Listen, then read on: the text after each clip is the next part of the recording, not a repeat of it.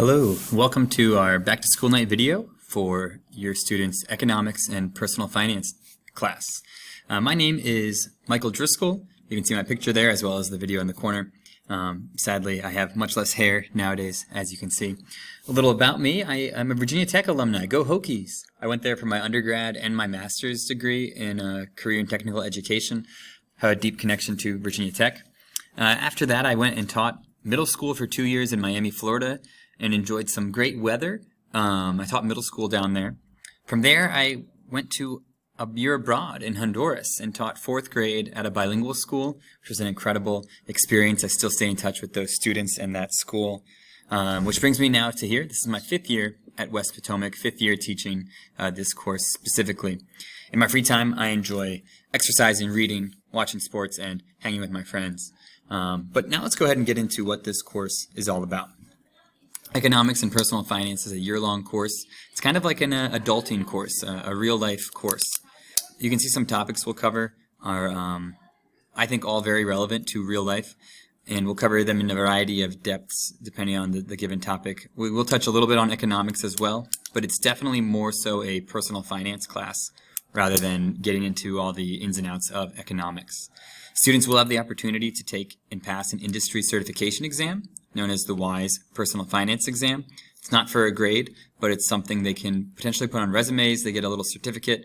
It basically shows that they're certified in this knowledge. Class will be partially modern classroom and partially traditional. I'll touch on that a little bit more later.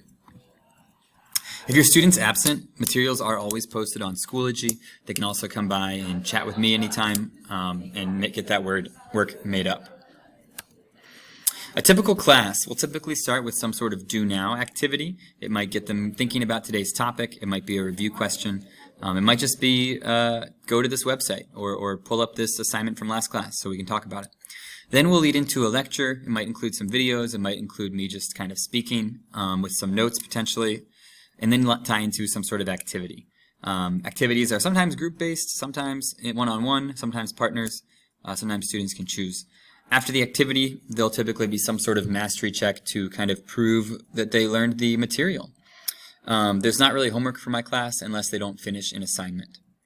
Some classes will be modern classroom, as mentioned before. What that means is I will have a pre-recorded lecture, sort of like this video, that students would watch on their own in class.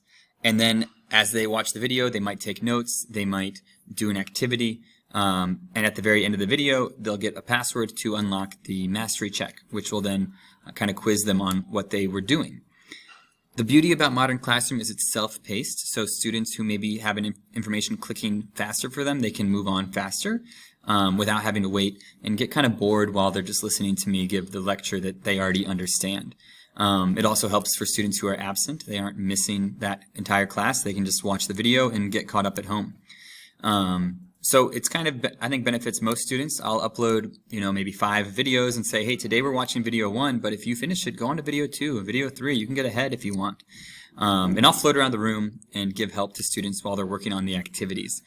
It's got some pros and cons. My class, I typically have about half of it in this format. The other half, it'll be more of a traditional where they might just listen to me up front and then we'll all do the same activity at the same time.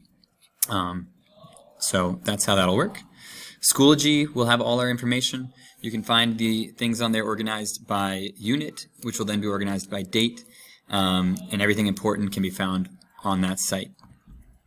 The syllabus is also on the Schoology page, so take a look there if you'd like to get a little more information about the course. Rolling gradebook.